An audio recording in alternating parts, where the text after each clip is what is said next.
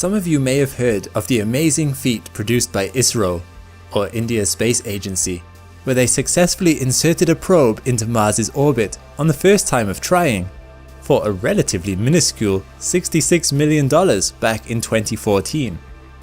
This made it the first space agency in the world to have a successful Mars mission on the first time of trying, plus it is the first Asian agency to get to Mars. This by itself is pretty impressive, but it's been in orbit for over 5 years now. So what has it done and seen around Mars? And has it contributed anything beyond what the NASA and ESA missions have already achieved? I'm Alex McColgan and you're watching Astrum, and together we will investigate the findings and imagery of the Mangalyaan mission to Mars.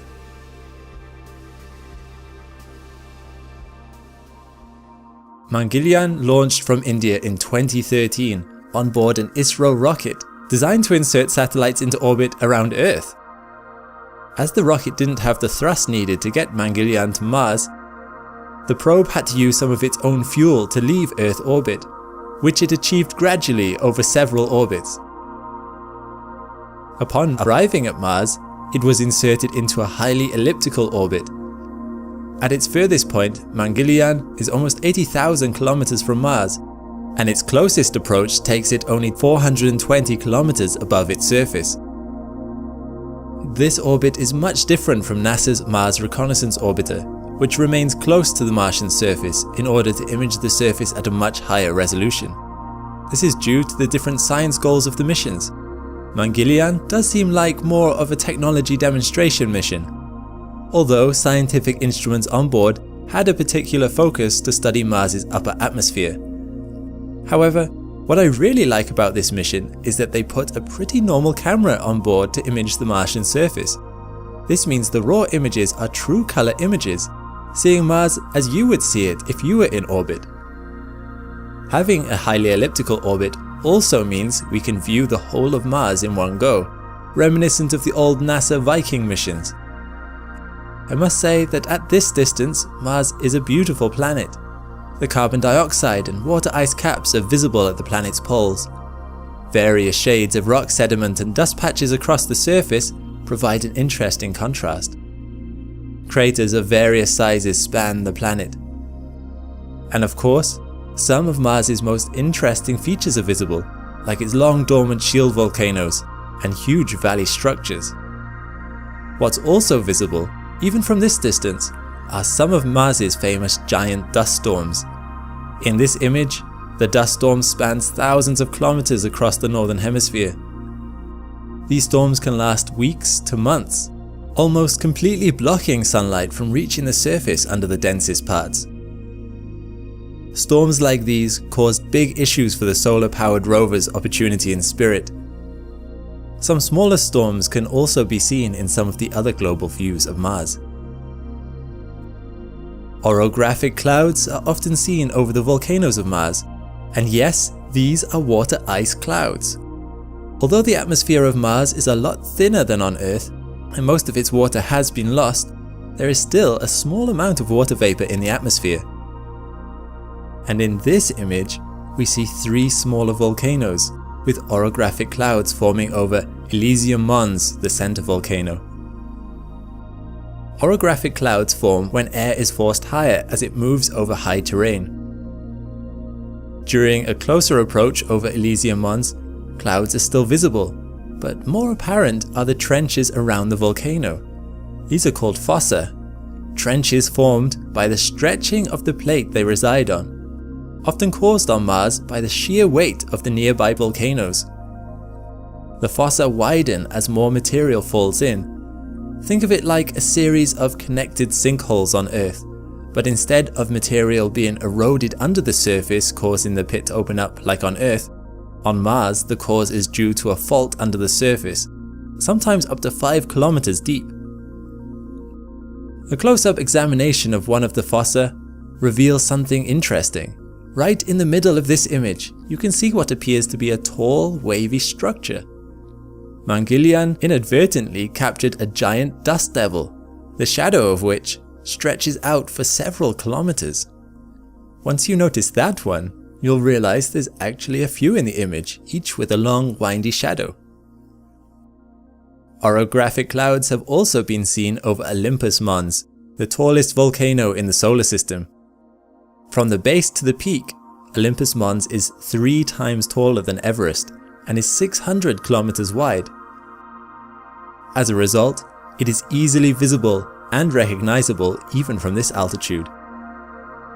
From this view, you can also easily see where lava from ancient eruptions has flowed down onto the plains surrounding the volcano.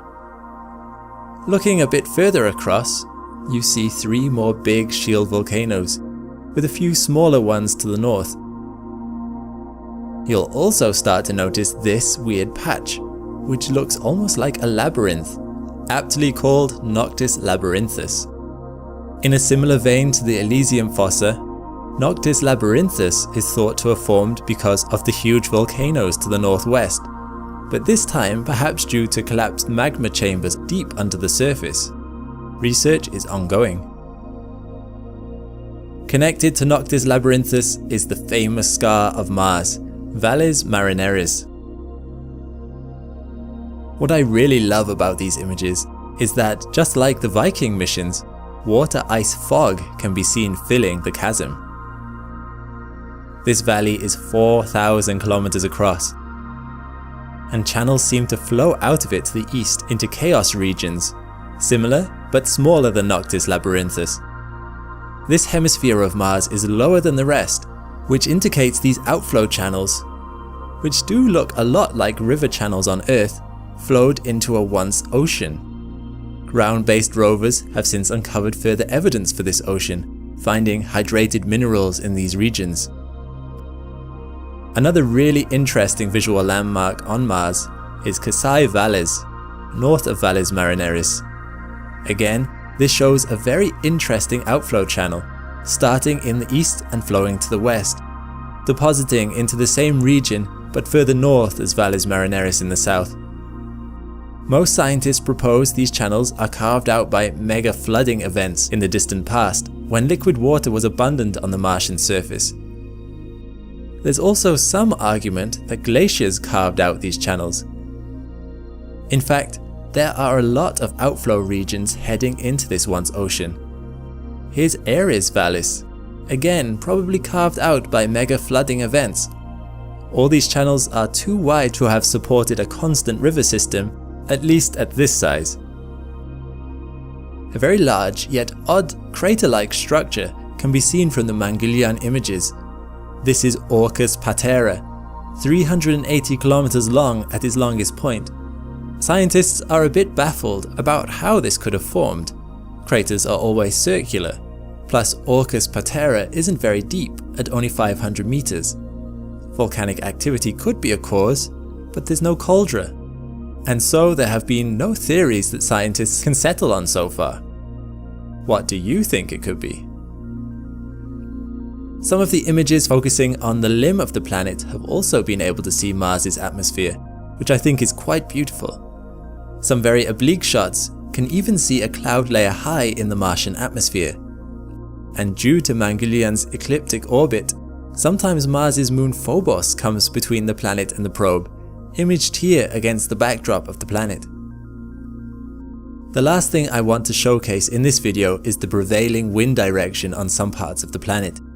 Even though we are quite zoomed out by here, in this image, showing a few thousand kilometers across, we can easily see where craters have blocked the darker dust from moving across the surface with the wind. The wind direction in these parts must have been like this for a while, for it to be so noticeable from space. A closer look at the surface shows how this effect can happen with smaller craters too. 2020 and 2021 have been and will be big years for Mars exploration. 3 different missions to the Red Planet were launched from 3 different countries in 2020, the US, China, and the United Arab Emirates. You see, there was a launch window in the summer of last year where Earth and Mars were in an optimal position for spacecraft to arrive quickly, and all of them, bar the China mission, have now successfully reached their destination, with the China rover mission expected to land in May. Al-Amal, or the HOPE mission, is the UAE's first attempt to reach Mars. It is an orbiter designed to study the Martian weather and atmosphere, and according to the Emirates Mars mission team, the probe will be the first true weather satellite around Mars. So what exactly does that entail? I'm Alex McColgan and you're watching Astrum. Stick with me in this video and together we will investigate the HOPE mission, what it has seen so far, and what UAE scientists hope it will accomplish. The United Arab Emirates Space Agency was created in 2014, with the goal of driving interest in space science research and exploration in the Arab nation. The UAE and other Arab countries have been attempting to diversify their oil-based economies, using the money that they gain from oil to expand and invest into technology and knowledge-based economies. This is great for space exploration, as the space agency has already stated that they will share the resulting mission data internationally. Impressively, the HOPE mission is the UAE's first venture outside of Earth's orbit. They skipped the moon altogether and have gone straight for Mars, with a reasonably small budget of only $200 million. The HOPE mission was built with international support from the University of California, the Arizona State University, and the University of Colorado Boulder, which is where the spacecraft was eventually assembled. The UAE also worked with India's space program, ISRO, in developing the spacecraft, as ISRO has already successfully sent a probe to Mars. After 5 years of planning and construction, HOPE was launched on a Japanese rocket from the Tanegashima Space Center in Japan on the 19th of July 2020. After a 7 months long cruise through space, HOPE finally performed a successful orbital entry maneuver on the 9th of February 2021. This has made the UAE the 5th country to reach Mars and the 2nd country to successfully enter a Martian orbit on its first try, after ISRO. As I mentioned, the HOPE mission will be collecting scientific data while in orbit around Mars, specifically observing Mars's climate and atmosphere. While designing the spacecraft, a consultation was made with the NASA-led Mars Exploration Program Analysis Group to look for gaps in our knowledge of the planet. As a result of this consultation, it was equipped with 3 scientific instruments that would help it detect water vapor and water ices in the atmosphere itself, the atmospheric temperature, and it also has capabilities to search for trace amounts of oxygen and hydrogen particles that have escaped into space. Additionally, it has a high-definition digital camera on board, which has already been used to take some fantastic images. So, why these instruments exactly? Well, one of its science goals is to investigate the absence of water on the surface of Mars. Mars cannot contain liquid water on its surface naturally due to its thin atmosphere. You know how on Earth, the higher up in altitude you go, the lower the boiling point of water?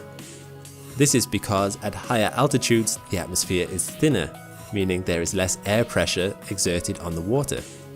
On top of Everest, the boiling point of water is only 70 degrees Celsius. On the surface of Mars, the atmospheric pressure is the equivalent of 30 kilometers up on Earth, meaning it's so thin there that water can evaporate very quickly. It wasn't always like that on Mars though. Previous Mars missions have returned evidence that Mars may have once had a thicker, warmer atmosphere and even oceans of liquid water early in its history compared to the cold, dry atmosphere it has today. This leads us to suspect that Mars has since lost most of its atmosphere to space, and together with NASA's MAVEN spacecraft that is already in orbit around Mars, HOPE will help to understand why this is happening. To give you a bit of background information about this, our Sun constantly emits very high energy photons. These photons, upon reaching the Martian atmosphere, smash into the atoms present, knocking their electrons off, meaning that atoms turn into ions, or particles with a negative charge. As the solar wind passes the planet, most of these ions get carried away as they are drawn to the magnetic field contained within the solar wind itself, in a process called sputtering. And even if they don't leave the atmosphere themselves, they may bump other particles out instead. Sputtering happens all the time, But the effectiveness of this process becomes weaker over time as the Sun gets older and less active. Billions of years ago, when Mars may have had a thick atmosphere, sputtering would have been happening at a rapid rate compared to today. Over the course of those billions of years, Mars is presumed to have lost more than 65% of its atmosphere. Earth also loses hundreds of tons of its atmosphere every day due to radiation and sputtering, but Earth has global processes that also replenish the atmosphere. It also has its own magnetic field, which helps prevent a lot of atmospheric loss, as most solar wind is pushed around our planet, and as a result, the atmosphere doesn't interact with the solar wind as much. On Mars, there is nothing to stop the solar wind directly interacting with the Martian atmosphere. Mars probably did have a magnetic field until about 4 billion years ago, but for some reason the dynamo in its core stopped. Mars's lower mass and density compared to Earth's might be a reason for this. Theory suggests that Earth's magnetic field is the result of a dynamo effect caused by the rotation of the core of the planet. This occurs when a liquid outer core is in constant motion around a solid inner core, the motion caused by the planet's rotation. Mars's lower mass and density probably resulted in its interior cooling a lot more rapidly than Earth's, completely solidifying Mars's core, which may be why we still have a magnetic field and Mars doesn't. Interestingly, investigating Mars's dynamo is something NASA's InSight mission is still trying to do right now, which you can learn more about here if you are interested. So how can the HOPE mission help to investigate what's going on with Mars's atmospheric loss? And what will it do compared to NASA's MAVEN spacecraft? Well, whereas MAVEN has an extremely elliptical orbit, HOPE will stay further out. This is so it can maintain a daily global view of Mars, keeping track of the Martian seasons and following weather events like Mars's famous dust storms. Maintaining a high orbit means that weather events can be tracked easily and can be compared to other regions of the planet simultaneously. It will also be able to detect particles as they leave Mars's atmosphere, and hopefully help MAVEN map atmospheric loss events better. The combination of datasets will help us get a better handle on how much atmosphere Mars actually loses to sputtering. The HOPE mission also aims to find more evidence to questions like, did Mars ever have a warm and hot atmosphere? Was there liquid water on its surface? And could it have once been a place habitable for life? You may wonder why this is relevant to you, but what we learn about Mars will also help us understand more about how Earth formed, as we'll be able to compare the processes that happened there with what we may expect to happen to our own planet. Over the course of HOPE's 2-year mission, it should provide a wealth of data that will better place us in the universe and solar system we live in. Earlier this year, Japan made history, but not for the reason you may think. Yes, it landed a spacecraft on the moon for the first time, joining the ranks of the USA, Russia, India and China, who came before them, but JAXA's mission was much more than that. They achieved such a precise landing on the moon, it would be the equivalent of successfully shooting a skin cell from London to Cairo and having it land on a specific grain of rice. In the run-up to the launch, it was this insane ambition of precision engineering that had everybody talking. Once JAXA touched down, the headlines back on Earth shifted. Nicknamed Moon Sniper for its stealthy precision, its whole mission was mainly to demonstrate how precise of a landing we can now pull off. As such, the tiny spacecraft was not meant to survive the extreme conditions of a lunar night, and yet, somehow, it has survived 3. Baffling scientists, this resilient craft kept waking up and sending back data and images from the lunar surface. Oh, and it's also upside down. I'm Alex McColgan and you're watching Astrum. Join me today on this topsy-turvy ride as we dive into the details of JAXA's first moon landing, what has kept the Moon Sniper functional through 3 lunar nights, and how much pinpoint landings will change the future of lunar exploration. The Smart Lander for Investigating Moon, also known as SLIM or Moon Sniper, is a small, lightweight spacecraft about the size of a passenger vehicle. Its mission is to analyze the composition of olivine rocks near the Scioli crater, some 200 miles south of the Sea of Tranquility, where Neil Armstrong took his famous small step. This landing zone stands on ground ejected by the nearby crater, giving researchers a chance to study lunar rock without having to drill. By analyzing the rocks there, JAXA hopes to learn more about the moon's origins, interior, and formation. Salim also carried two tiny lunar excursion vehicles, LEV-1 and LEV-2. They were designed to deploy from SLIM and gather some of their own data and photos. Beyond its scientific aims, SLIM is also a showcase of the latest in engineering and mission operations. It aimed to demonstrate how a small explorer could execute accurate lunar landing techniques. This would accelerate the study of the moon and other planets by using a lighter, more precise exploration system, able to land in treacherous, rocky terrain too difficult for larger crafts. To understand why this is a big deal, it helps to have some historical context. The first thing you have to know is that only about 43% of lunar landings are successful. Past lunar missions faced huge limitations in landing accuracy, mainly constrained by technology and the lunar environment. For example, it took the Soviet Union a dozen attempts before they finally landed Lunar 9 on the moon. Similarly, NASA's Ranger series took 6 tries before achieving success.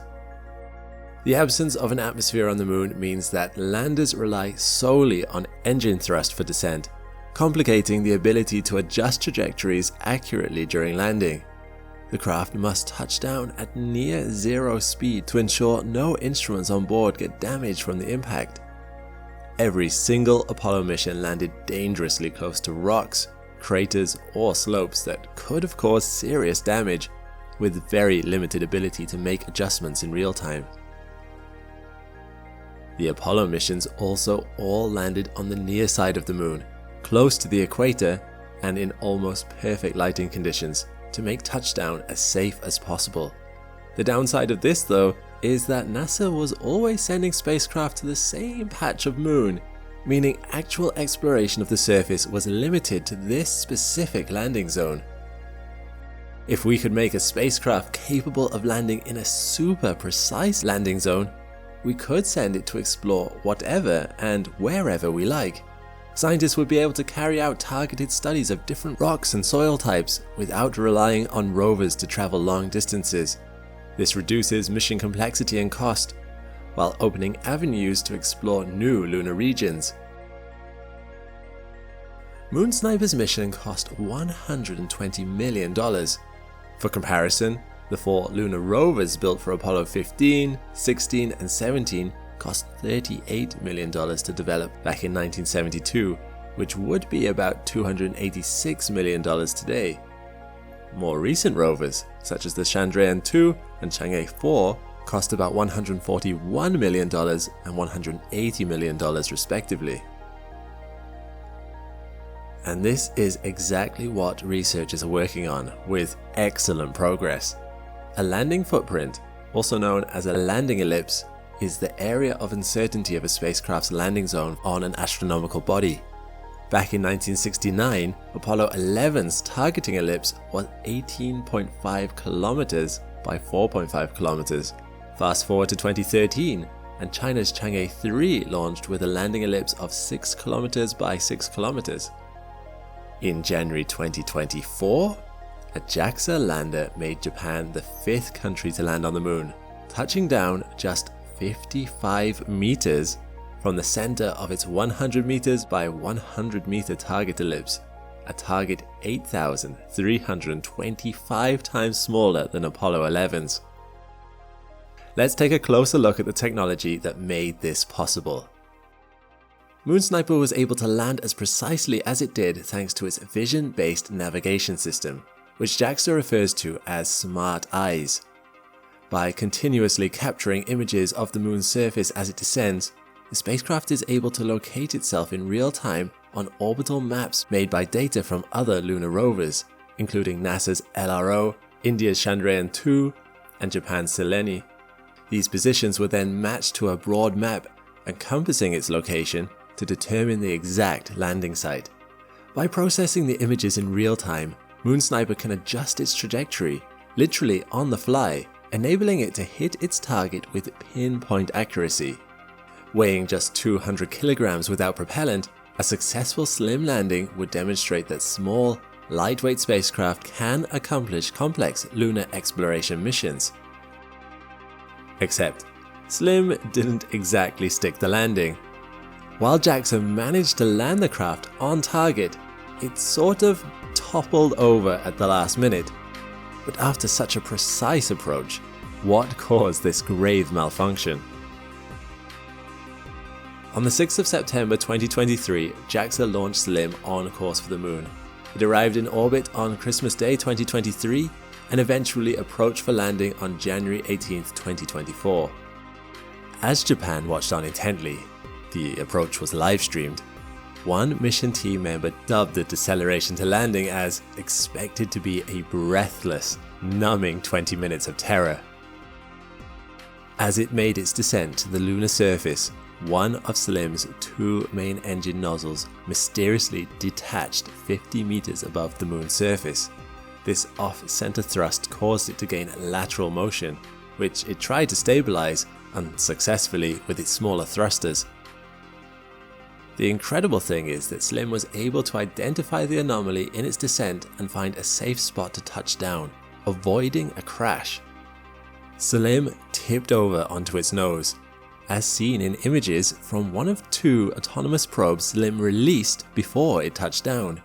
We can see the box-shaped main vehicle on the surface of the Moon upside down, with its panels pointing away from the Sun instead of up towards it, as planned. Without light from the Sun, it was only a brief matter of time before the craft would run out of energy and shut down. Soon after landing, SLIM sent back a mosaic image of its landing site using its limited battery power. With just 12% of power remaining, JAXA decided to switch the craft off in hopes of a possible recovery when the Sun's angle changed. Indeed, just 10 days later on January 29th, that's exactly what happened. For 2 short days, SLIM was able to power on using energy from the Sun, which had since shifted its angle in the sky. However, the elation was short-lived by the JAXA team, who knew the lunar night was approaching, which would likely spell the end of our revolutionary little spacecraft. Lunar nights are a challenge to all moon-bound missions. They are absolutely brutal, and it isn't uncommon for lunar craft not to survive a lunar night. For example, the first US craft to make it to the Moon in 50 years, the US lander Odysseus, failed to awaken following a lunar night. Much like SLIM, it malfunctioned on approach and landed on its nose in early 2024. Despite going into hibernation mode for 3 weeks, it did not wake up again. Since the Moon doesn't really have an atmosphere, there's nothing to stabilize its surface temperature. During a lunar day, when the Moon is facing the Sun, temperatures can reach 121 degrees Celsius. During a lunar night, the Moon is plunged into total darkness, and temperatures drop to an average of minus 180 degrees Celsius. That's quite the whiplash for our little lander.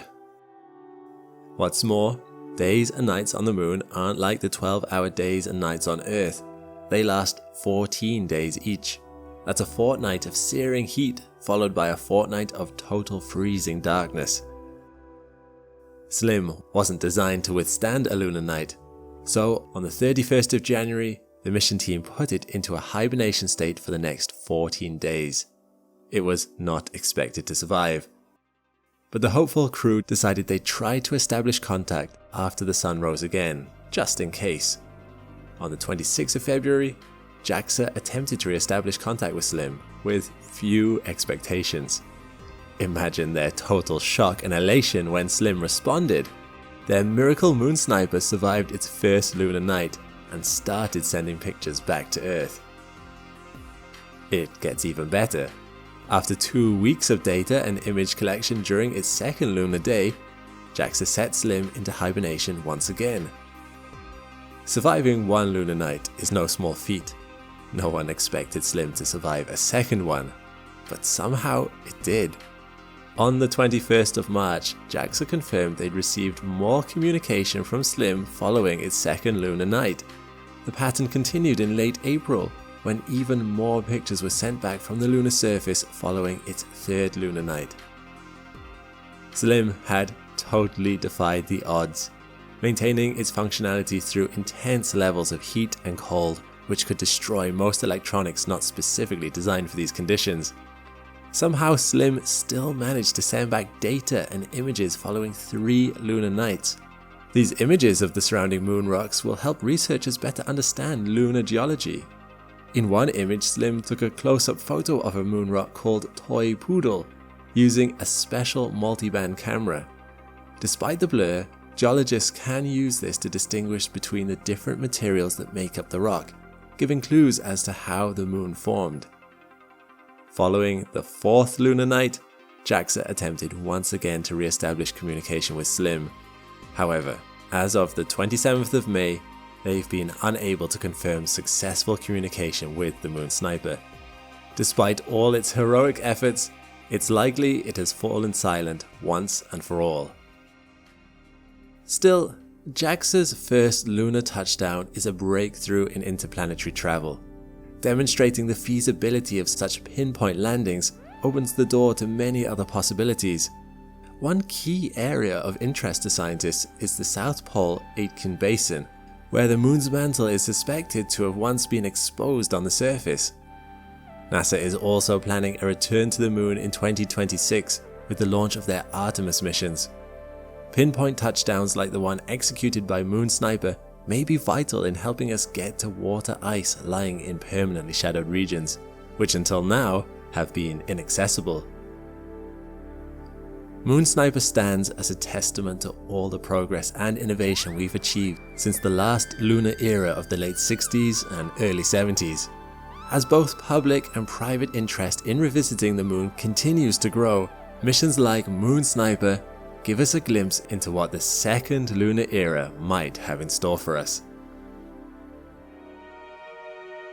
High above us, circling the Earth once every 90 minutes, the Prospero satellite floats through space. The 28th of October will mark the 50th year anniversary of the launch of this special satellite, and although it no longer functions, it will likely remain in orbit for another 50 years yet. There is something strangely sad about this unique satellite that only ever ran a couple of scientific experiments, yet we can learn inspiring lessons from its story. But why is it unique? Prospero is the result of the only time a nation developed its own rocket capacity to put a satellite into space and then later discarded that capability. I'm Alex McColgan and you're watching Astrum.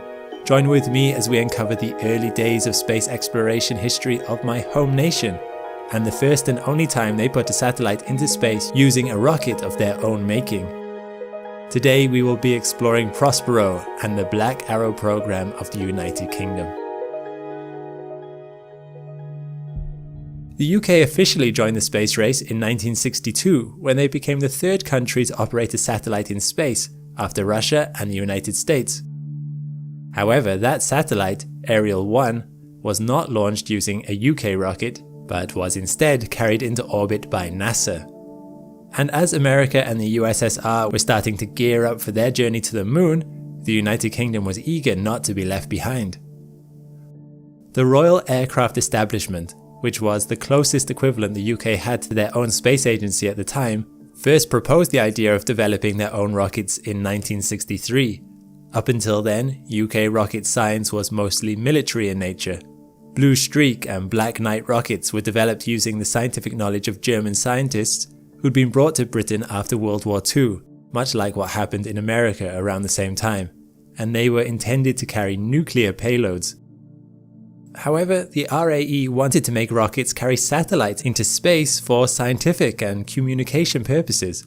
Their initial request was for a low Earth orbit rocket that could carry a 144 kilogram satellite into orbit. The request was approved in 1964, but was quickly put on hold due to an upcoming general election. A new government came in and restarted the process, but decided to reduce the number of test flights from 5 to 3. This was the beginning of the slow withering of the UK's rocket abilities, before they had even really begun. Using the technology of the Black Knight rockets, RAE scientists began to develop the Black Arrow, a 3-stage rocket that, although it used a lot of the same technology as the Black Knight, was considerably more powerful, producing an initial 256 kilonewtons of thrust compared to the Black Knight's 96 kilonewtons. The first stage would carry the payload for the first 2 minutes or so of the launch before falling away. The second stage would burn for 2 more minutes before splitting in half, releasing the third stage and the payload. After separation, the third stage would burn for a minute, and a minute later again, the payload and final stage would separate. Parts of the Black Arrow were constructed around the UK, with much of the assembly taking place in the Isle of Wight, with the launch site itself being in Australia, a Commonwealth country. Other test sites closer to home had been considered, but in the end it was decided that the risk of spent rocket parts falling on locations in the UK was too great. However, the Wilson government of the day was going through difficult times financially, and was looking for ways to reduce its outgoing costs. They had another project underway that was demanding large investment, the supersonic airliner Concorde, and the UK government didn't want to invest in both programs. Ideally, they didn't want to spend money on either. Ironically, they decided that Concorde had the better long-term prospects for the UK economy than satellite technology, which is a shame because Concorde ended up grounded altogether in 2003.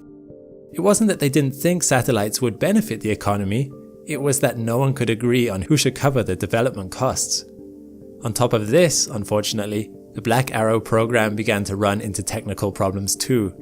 Although its maiden flight, testing its first 2 stages, was to occur in 1968, it wasn't until 1969 that the first Black Arrow launched, and that launch was a failure. An electrical fault caused some of its combustion chambers to pivot, causing the rocket to roll erratically. It ended up disintegrating and was ultimately completely destroyed. The second launch, where it was testing the first 2 stages again, went off successfully, but the Black Arrow's third and final test launch, where it first attempted to reach a full orbit, was also a failure. Its second stage had an oxidizer that failed to pressurize, which meant that the second stage cut out early and the whole rocket with its mock payload failed to reach orbit. In this time, France, Japan and China all successfully launched satellites using their own rockets. On the 29th of July 1971, the UK government decided to cut its losses and cancel the Black Arrow project. This was a great blow to the RAE. However, by this time, the 4th Black Arrow had already been constructed and shipped to Australia, along with the accompanying satellite. The government finally gave the go-ahead for the final launch. This satellite was designed to test the technologies necessary for communicating with satellites. As such, it had tape recorders, a micrometeor detector designed to measure the frequency of small particles in space, and multiple designs for solar cells to see which would be the most effective. Initially, this satellite was named Puck by the RAE, not Prospero. This continued the tradition at the time of RAE satellites being named after Shakespearean references. Puck and its predecessor Ariel were both fey characters in Shakespeare plays. They were beings of the air, of pranks and of magic. When the project got cancelled, however, the RAE team changed the name of the satellite from Puck to Prospero. Prospero, a sorcerer in the Shakespearean play The Tempest, was a powerful magician too, but ultimately gave it all up to become a normal human. It's a sharp indicator for how the RAE team must have felt. Although they would be allowed to launch their last rocket, they knew they would never do so again. Britain was giving up on its space race. It would in future pay for other nations to carry its satellites into space, as this was considered more economical. To the RAE scientists, it must have felt like they were giving up the magic. It made the successful launch of Black Arrow and Prospero on the 28th of October 1971 all the more bittersweet. Before this point, a Black Arrow had not carried a payload all the way to low Earth orbit successfully, and now, just when it had finally proven its viability, it was ended. Admittedly, Prospero's launch didn't go completely smoothly. When the third stage of the Black Arrow rocket came away, one of its thrusters kept firing and clipped Prospero on the way past. Fortunately, While this knocked off one of Prospero's 4 antennae, Prospero maintained a stable orbit and was able to go on to have a successful mission. It taught British scientists much about designing satellites for space, a knowledge that would come in useful as Britain went on to specialise in the field of satellite technology.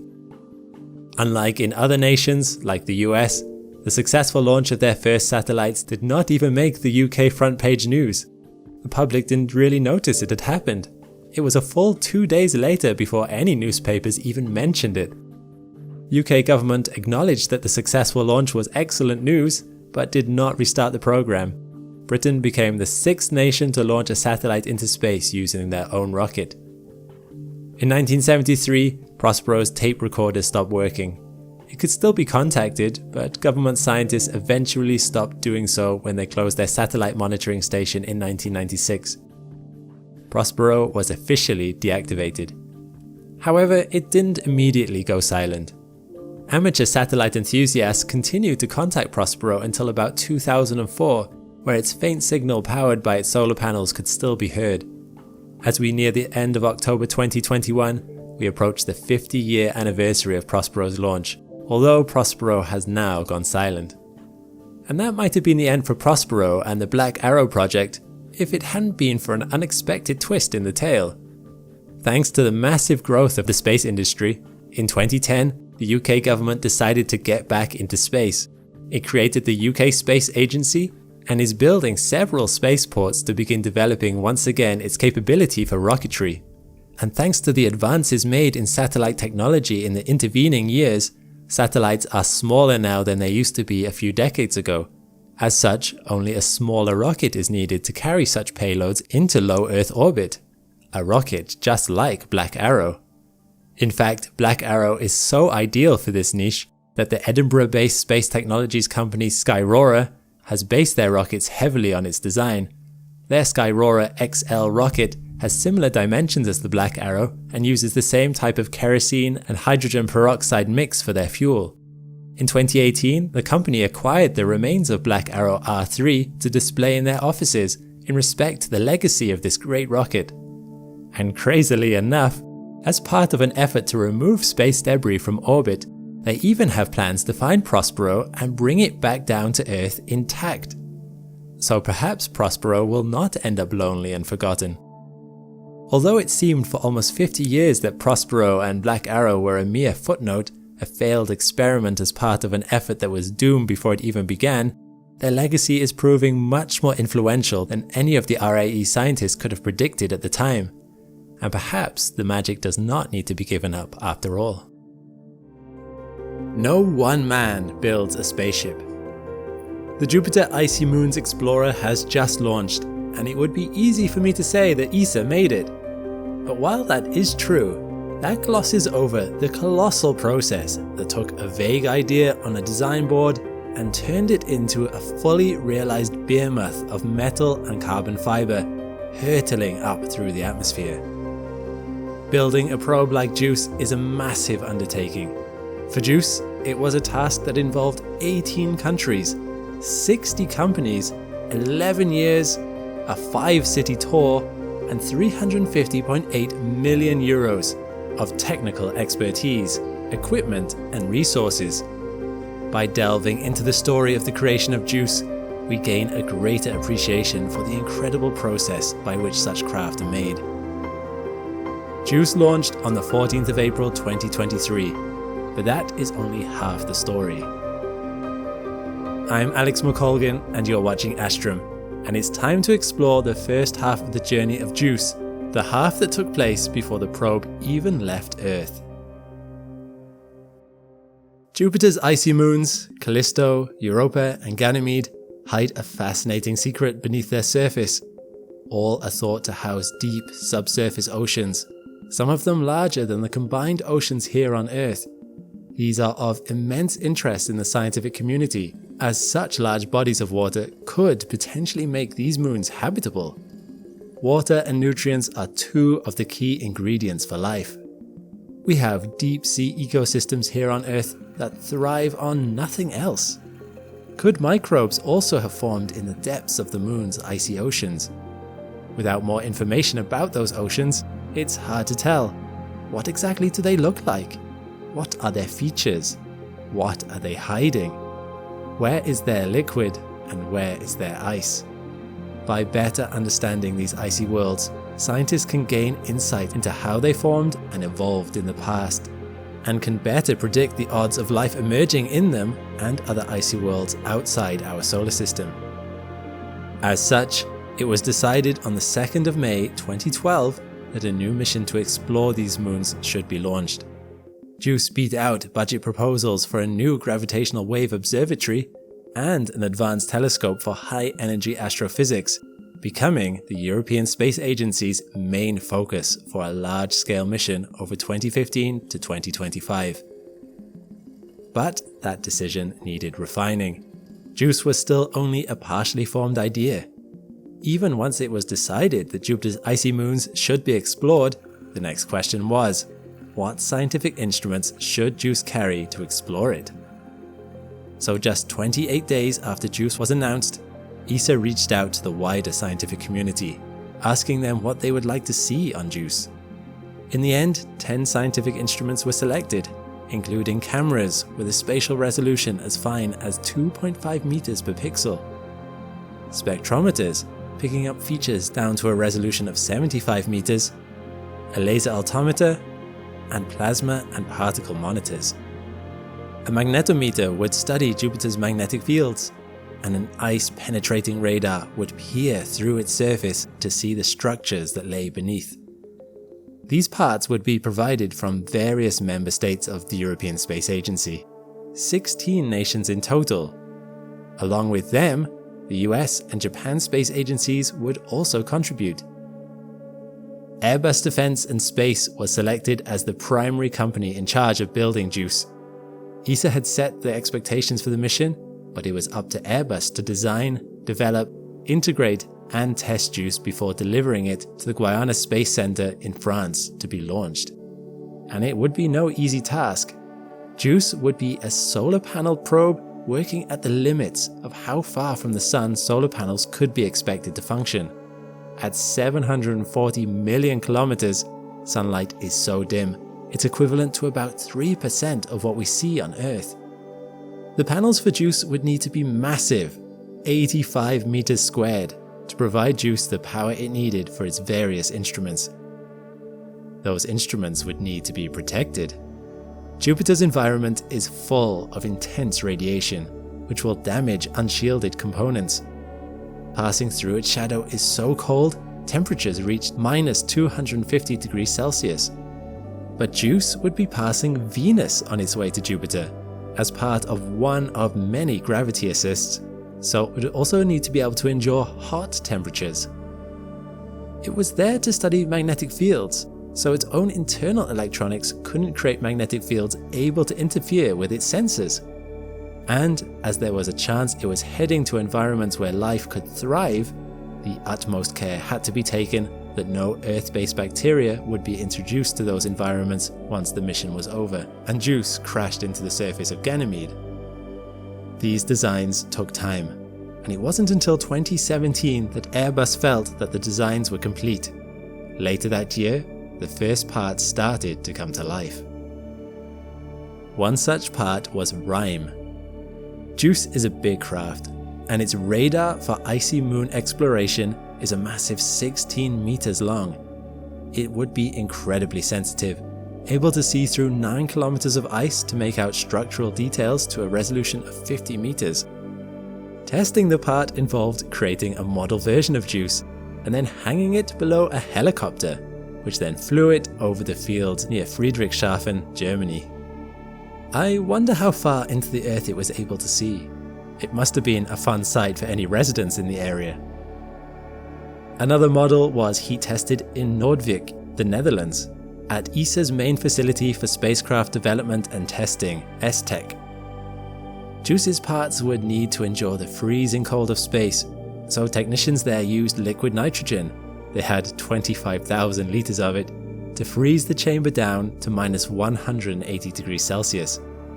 However, JUICE would also be traveling near heat sources, so they simultaneously blasted it on one side with an array of lamps and mirrors, raising the temperature to 200 degrees Celsius. The JUICE model, fortunately, proved capable of enduring these incredible temperature variations. However, these were just models. The true JUICE, the one to be launched, began its life in Madrid. There, in July 2019, its towering 580 kilogram chassis was assembled. You really get a sense of the scale of the probe by seeing the technicians working alongside it. The completed JUICE weighs 5,300 kilograms, although about 3,000 kilograms of that is the chemical propellant it needs to complete its maneuvers. JUICE needs a lot of juice. Just a month later, JUICE opened its eyes. Its nav cam had been completed in Toulouse, and what better target for it to look at than its eventual destination, Jupiter? The image at this distance is a little pixelated, and the saturation of Jupiter is bright as a consequence of trying to see Jupiter's moons too. But even before it was fully assembled, JUICE has already set eyes on its target. But the chassis was not ready to receive its eyes yet. First, it left Madrid, travelling across Europe to Lampoldshausen, Germany. It would receive its thrusters there, one large 400 Newton main engine and 20 smaller thrusters. Next, it took a short trip to Friedrichshafen, where its technical equipment began to be integrated into it. This lengthy process took a whole year, as each piece was carefully added and tested. Balloons were used to simulate weightlessness in space, allowing the massive 10-meter magnetic boom to practice unfolding itself. Like many craft, JUICE would need to fold itself in to be able to fit on the rocket that would later carry it into space. But finally, this stage was complete. Of course, this meant more testing was in order. JUICE was taken to ESTEC as it was home to the largest vacuum chamber in Europe, the Large Space Simulator. Getting the large JUICE into the even larger LSS was the work of 2 days. Finally though, after carefully transporting using massive crane equipment, JUICE began its testing. Meanwhile, its components, such as its antenna, got to try out ESTEC's Blue Room. This unique room is an excellent place to try receiving delicate radio signals. The blue spikes that make up the room do an excellent job of cancelling out all other sounds and stray signals. RIME's 16-meter antenna was scaled down for these tests to about 80 centimeters to take advantage of the facilities by using a more optimal frequency. The tests went well, and within a few months JUICE was on the road again. This time it was headed for Toulouse, France. It was drawing closer to its eventual launch site, but it had one more step to make along the way. What probe would be complete without its solar panels? Made up of 2,356 solar cells each, the panels of JUICE would also fold up before launch, only extending once the probe was safely up in space. JUICE was receiving 10 panels in total, 5 on each side, and unlike the other components, which would be hidden inside protective shielding, these panels would have to endure the heat and radiation of space on their own. They had to be maneuverable, as too much energy could cause the internal workings of JUICE to overheat. Power would be regulated carefully. All of this had to be done under the most careful of conditions.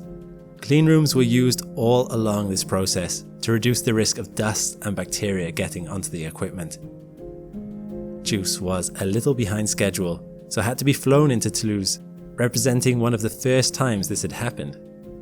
This last stage of integration and testing was evidently not easy, as it was not until January 2023, a year and a half later, that JUICE was finally ready. And the rest of the story you may already know.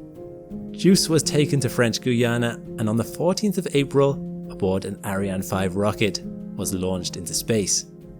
It will now spend the next 8 years traveling through space, performing 3 gravity assists around the Earth and 1 around Venus. Finally, in 2031, it will arrive at the Jovian system and will begin its careful evaluation of the icy moons there, the awe-inspiring Ganymede, Callisto, and Europa. In time, and assuming that nothing goes wrong, the data and answers it will provide may give us insight into whether life could exist under those frozen surfaces. And eventually, in 2035, its mission will come to an end. and it will crash into Ganymede. Its mission hopefully a resounding success. But it's important to recognize just how much of its journey has already taken place before it could leave the planet. JUICE represents a huge engineering feat involving hundreds of people, and while we await with eager excitement the results of this work, it's important to recognize and celebrate the expertise that allowed it to come into being in the first place. If JUICE ultimately finds the answers scientists hope for around Jupiter, it will only be because of the great endeavor that took place here on Earth. Venus. Our, at times, closest planetary neighbor and our sister world. Similar in size to the Earth, but about 40 million kilometers closer in orbit to the Sun, the second planet of our solar system has long been the source of stories, myths, and legends. In more recent times, however, we have gone beyond seeing just that bright circle close to the Sun at the start and end of the day. Beginning at the height of the Cold War, numerous robotic missions have been sent to Venus to observe, orbit, and in some cases, even land. And using technology that sees in not only the visible light, but also in the infrared, ultraviolet, and radio spectra, what we have found is a world that is different to Earth in almost every way imaginable. I'm Alex McColgan, and you're watching Astrum. Join us as we take a journey to the star of the morning and the evening, using technology both old and new to uncover the secrets of Venus and descending through its thick atmosphere to arrive at the surface of our closest companion.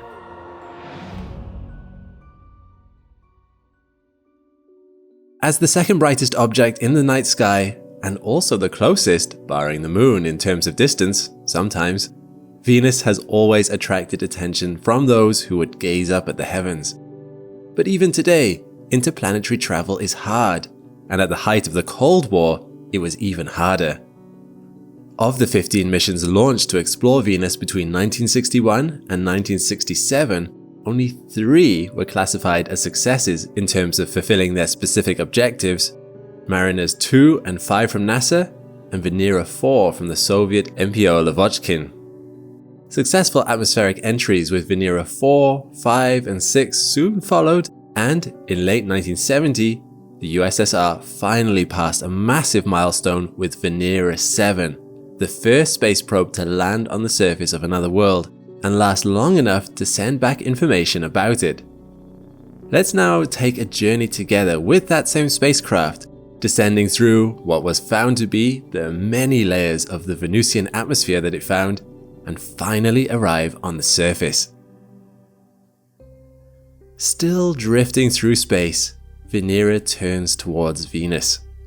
As it begins its descent onto the planet, Venus's upper atmosphere lies before it, extending from the fringes of space at around 250 kilometers above the surface and down to around 60 kilometers above it. Here, it sees nothing but a thin haze. 99% of Venus's atmosphere by mass lies below this point.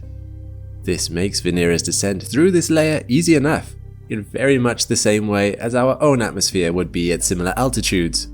But Venus's upper atmosphere's chemical composition could not be more different, a sign of things to come as we and Venera descend further. Instead of a majority of nitrogen and oxygen, as on Earth, we begin to pick up traces of carbon dioxide. It's not enough to cause significant effects on the temperature at this altitude, but it's significant as a marker of what lies beneath. Other than the difference in chemistry, however, at this altitude, the atmosphere behaves roughly the same as that of our home planet at similar altitudes, with vast temperature differences between day and night, highs of minus 37 degrees Celsius to lows of minus 143 degrees Celsius. For Venera, this is the easy part. An interesting sideshow to the noticeable presence of carbon dioxide is the presence of some oxygen atoms, which emit infrared radiation that can be seen by telescopes and spacecraft. In this picture taken by the Venus Express orbiter in the infrared wavelength, the blue is the air glow caused by the oxygen high in the Venusian atmosphere. As Venera moves downward through the layers, it comes to the main visible cloud deck of Venus at around 60 kilometers from the surface. The thick, dull yellow that we associate with pictures in visible light is almost entirely because of this cloud deck, terminating approximately 40 kilometers from the ground. In this part of the atmosphere, ultraviolet radiation from the sun breaks up carbon dioxide into carbon monoxide and single oxygen atoms. These atoms then easily react with sulfur dioxide and water vapor, two other trace compounds in the Venusian atmosphere, to produce the clouds of sulfuric acid that we see. This is the calm before the storm, the relatively temperate region before the real hell that Venera must soon enter. As you can immediately tell, the surface of Venus cannot be seen through the planet's thick cloud cover, so Venera will have to go in blind. That same cover reflects around 3/4 of the sunlight that hits Venus, as the ice crystals formed from the sulfuric acid that floats in the atmosphere are extremely reflective. This reflectivity goes a long way towards explaining how bright Venus looks, both to satellites going by and to observers on Earth. Remember, it's the second brightest object in the night sky. When we look at those mustard yellow clouds in the visible spectrum, they appear thick and obscuring, revealing little of what lies beneath. However, we have an advantage that Venera did not possess: infrared sensor technology. In the infrared spectrum, things look a lot different. This image taken by the JAXA spacecraft Akatsuki throws things into much sharper relief, showing clear light and dark spots and bands wrapping around Venus's atmosphere. And here is where we see the thick carbon dioxide composition of the atmosphere very clearly indeed. Carbon dioxide is an effective greenhouse gas, trapping the heat that derives from the sun, resulting in an incredibly high surface and atmospheric temperature. Under the scope of infrared observation, this becomes very apparent, as the entire surface glows under the heat generated by the thick layer of carbon dioxide. The dark patches and stripes are the previously mentioned clouds of sulfuric acid, and we can see them high above the much brighter, thick and hot carbon dioxide layer near the surface. Can you imagine what Venera would experience as it travels through this hell? Sulfuric acid assaults its outer casing. Winds blow at 100 meters per second, 60 times the rotation speed of the planet, fast enough to circumnavigate the planet in just 4 days. The temperature, which at an altitude of 50 to 55 kilometers is anywhere between 25 to 75 degrees Celsius, sharply rises, reaching blistering levels. Surface air pressure on Venus is 75 to 100 times what you'd find on Earth. Comparably, it's like having an entire car sitting on your thumbnail. As Venera descends further, however, even weirder conditions can be found. Once Venera passes through the bottom of the sulfuric acid cloud deck, it arrives in clean air once again. But things here are strange. The pressure here is now so great, it's starting to have an effect on the carbon dioxide in the atmosphere. The density of carbon dioxide at this level is so high that it no longer acts as a gas, but more as a kind of supercritical fluid, a state of matter somewhere between liquid and gas, where a substance takes on some of the characteristics of both. The wind has slowed down here after the baffling fast speeds of the upper clouds. The atmosphere below is so thick that winds blow at little more than 5 kilometers per hour. It would feel like wading through water with a slow but inexorable current, albeit in a river that is 464 degrees Celsius, hot enough to melt lead. But what can modern technology tell us of these layers? To further illustrate the vast heat at this altitude level on Venus, let's look at a picture of the lower atmosphere of Venus taken in the near-infrared range, a wavelength of 2.3 micrometers by the Galileo satellite. The red, hot areas of the lower atmosphere are clearly visible, as are the darker patches caused by the clouds of sulfuric acid higher in the atmosphere. The lower reaches of the Venusian atmosphere are incredibly hot, and there are distinct layers of that atmosphere different in both temperature and composition. To further demonstrate the differences between the atmospheric layers of Venus, let's now have a look at the layers we've seen so far under ultraviolet light. While the images, again from the JAXA spacecraft, taken in the 283 and 365 nanometer wavelengths do not show much contrast in color and brightness as the infrared images, they do show more variance than ones viewed in visible light. The areas of darkness and blotchiness of the cloud layers indicate the ultraviolet light is being absorbed rather than reflected. But exactly what chemical or combination of chemicals causes this absorption is still a matter of debate among the astronomy community. Clearly, there are elements and compounds of the Venusian atmosphere that still evade our attempts to discover and categorize them. And on the subject of Venus's atmosphere defying explanation, here's a look at Venus's poles in the infrared. Notice anything strange about them? Present at both Venus's north and south poles are large polar vortexes, about the size of Europe, whipped up by those 100 meters per second winds. What's really weird though is that they have not just one central eye, but two, and scientists are still not quite sure why.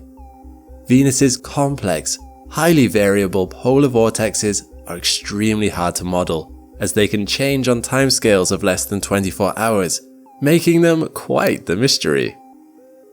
But once it was past the enigmatic atmosphere, what did Venera see down there? Let's conclude our journey through the thick, acidic clouds and arrive at the surface of our closest companion.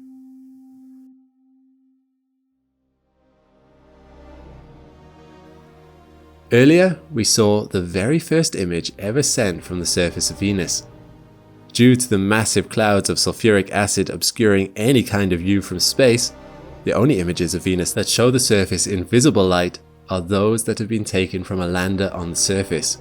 And of those, we only have 6, taken from 4 of the Soviet Venera probes that landed, such as our Venera 7. The air is surprisingly clear. Scientists had wondered whether everything would be obscured by a thick haze, but this doesn't appear to be the case. Everything is a dull yellow, the color of the acidic composition of the atmosphere, and while we might be surprised to find solid, rocky ground under the thick, crushing air of Venus, that ground is also utterly desolate. It hints at ancient lava flows now hardened into flat plains and eroded under Venus's intense atmosphere. Everything seems very dry, which is unsurprising given the baking heat. Perhaps a billion years into the future, when the sun has increased luminosity enough, we might see similar runaway greenhouse effects and results on Earth. But here, we must leave Venera. The Venera series of probes, including the one whose journey we have been following, never lasted more than a couple of hours on Venus's surface, due to the combination of heat and crushing pressure. Their images give us a brief but vital glimpse into conditions down there on the rocky ground. But although these 40-year-old images are the only cases of photographs being sent from the planet's surface, there is another way we can learn about the geography and topography of Venus. It's not infrared or ultraviolet. Neither infrared nor ultraviolet imaging can break through the thick, cloudy atmosphere to see and map the surface with any kind of clarity. You need something different. Step forward, radar imaging. The USSR began the process of using radar to map the surface of Venus with their later Venera models, 15 and 16, in 1983, producing images with a resolution of 1 to 2 kilometers on the ground. This was improved upon roughly a decade later with the NASA Magellan probe, which between 1990 and 1994 managed to map around 98% of the Venusian surface with a resolution of 120 meters. The images produced using the radar data are truly spectacular, revealing colossal volcanic activity, massive cratering, and a surface that is, geologically speaking, reasonably young, possibly as a consequence of the intense volcanic activity resulting in truly vast lava flows. a composite image of the surface, created from data from the Venera, Pioneer and Magellan missions, looks truly spectacular. Surface details from volcanoes, to valleys, to craters and chasms, shown in clear relief. The remarkable utility of radar imaging to pierce the clouds and show us what lies on the surface of Venus has greatly boosted our knowledge about the planet. And isn't the hidden beauty of it all truly remarkable?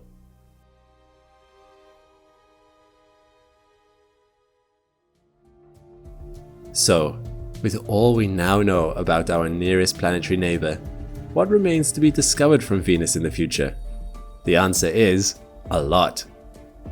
In recent times, by far the biggest news regarding Venus has been the discovery, or perhaps not, of the gas phosphine high in the Venusian atmosphere. In 2020, measurements from the James Clerk Maxwell Telescope indicated the presence of trace amounts of the gas. Phosphine is produced through a variety of different processes, but one of those, and the one that got everyone excited, is through microbes in low oxygen environment. Life in one of the most unlikely, hellish places imaginable? What an outcome that would be. However, subsequent studies found no such phosphine again, and by 2022, the idea of it being present in the Venusian atmosphere had been dismissed by NASA. It would have appeared that the findings of the initial study were in error.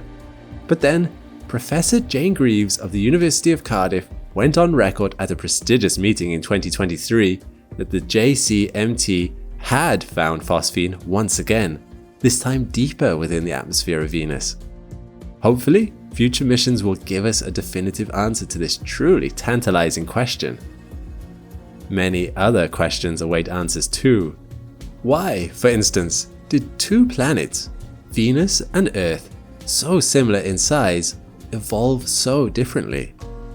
Was there in fact liquid water on the surface once upon a time? What is a more accurate picture of the chemical composition of both the Venusian atmosphere and the surface that might help answer these conundrums? After decades of being relatively overlooked in favor of Earth orbit assignments and outer planetary probes, Venus has suddenly garnered interest again. Several missions will be launched for Venus within the next 10 years. These missions originate from the USA, ESA, Russia, China, India, and even one private American venture, the Venus Life Finder.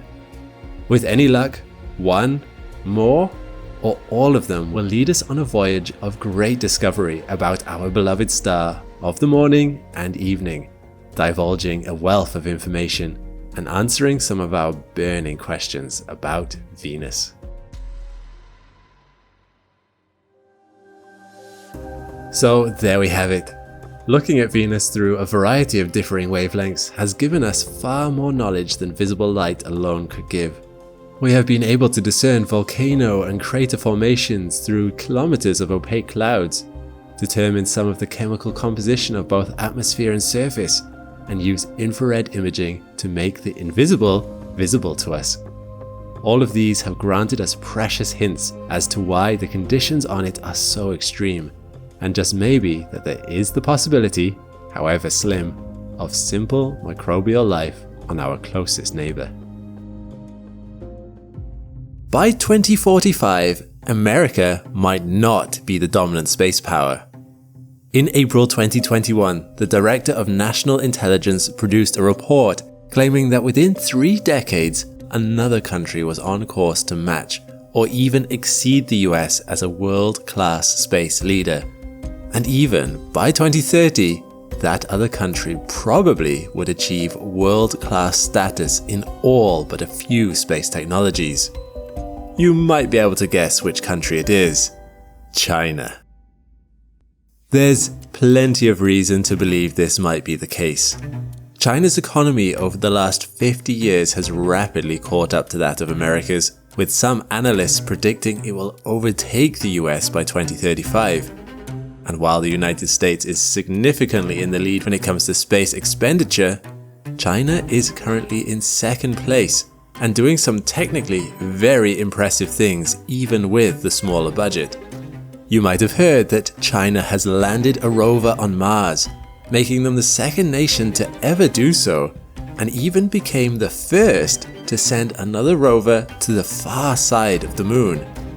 But China's ambitions do not end there. So what are the goals and aims of this rising nation? What has China achieved and seen so far in space?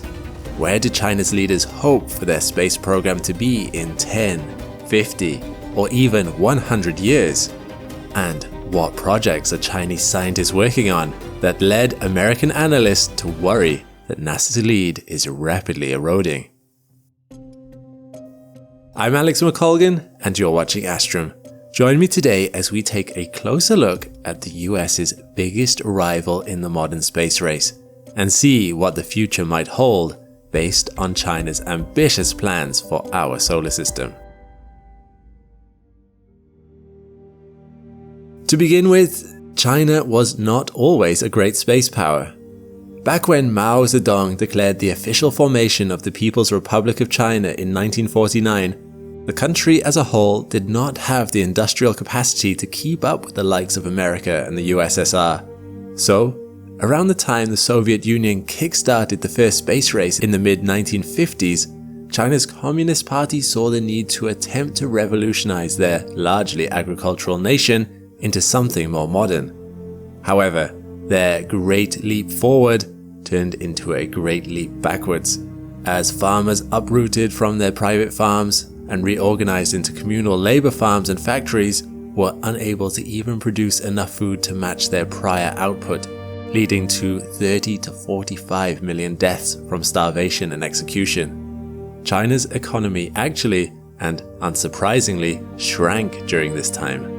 And things didn't get better for China's space program during the Cultural Revolution, a period of time during the 1960s and 70s where Mao encouraged local citizens to remove dissidents and traitors from the general populace and the leadership. Many intellectuals with scientific knowledge were persecuted as bourgeois, leading to abuse and deaths. Between starvation, a weak economy, and the attack on knowledge itself, it's no surprise that China's space efforts struggled to get underway. Despite Soviet help in the form of scientists and technology, China's first, most basic rocket, the T-7M, didn't get off the ground until 1960. And after a souring of Chinese-Soviet relations soon thereafter, China was left to figure out ballistic missile and space technology alone. That was then, and this is now. Thanks to a much more successful economic policy change brought in by Mao's successor, Deng Xiaoping, in 1978, China has gone from a measly 2.7% of global GDP in 1980 to a whopping 16.9% in 2023. For point of reference, the US's share has remained fairly stable, 25.4% in 1980 to 26.1% in 2023. And with this growth in economy has come growth in expenditure on space. China now spends the second highest amount in the world on its space programs, and this expenditure has allowed it to complete some very impressive projects. In 2004, China announced their formal interest in exploring the moon. They launched their first Chang'e probe, named after the Chinese moon goddess.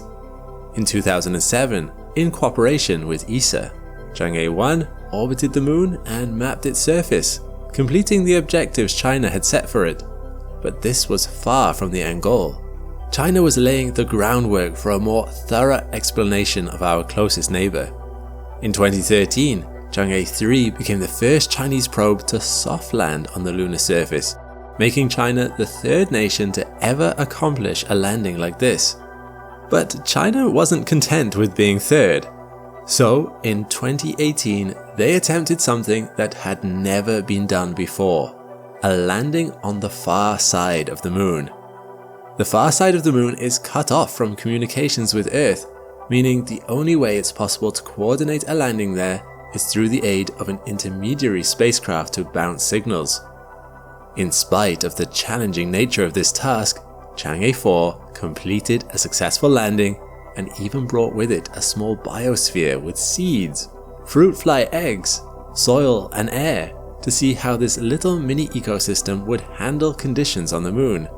Some of the seeds actually sprouted, making them the first plants to sprout on the moon, although they were a little short-lived, dying just a day later. Since then, China has completed 2 more Chang'e missions, with both missions successfully collecting samples from the moon and bringing them home. The biosphere experiment might have helped you get a glimpse at China's long-term goals regarding the moon. After all, why practice growing plants on the moon unless you are considering how to put down roots there? And indeed, this is China's long-term aim. In 2019, China publicly announced its intention to build a research station on the moon in the next decade, and since then has been encouraging other countries to get on board. 13 nations and 2 organizations have already agreed to do so, including Russia, South Africa, Belarus, Pakistan, and Egypt. If this sounds familiar, it's because it bears a lot of comparison to what the US is doing with the Artemis Accords, gathering nations to share in the benefits of space exploration together. Indeed, state medias often compare the International Lunar Research Station and the Artemis Accords as rival projects, although China does not seem eager for them to be viewed as such. China has formally invited the US and Europe to take part in the ILRS. Although the US might not agree due to American laws that prohibit China-US partnership on space projects, it's possible that other European countries will do so. It's not the first time ESA and China have collaborated on space missions. ILRS construction missions are expected to begin after 2028. As a side note, it was only recently, in 2011, that America passed the Wolf Amendment that prohibited collaboration between America and China without congressional approval. The US was worried that China was learning too much from US rocket technology.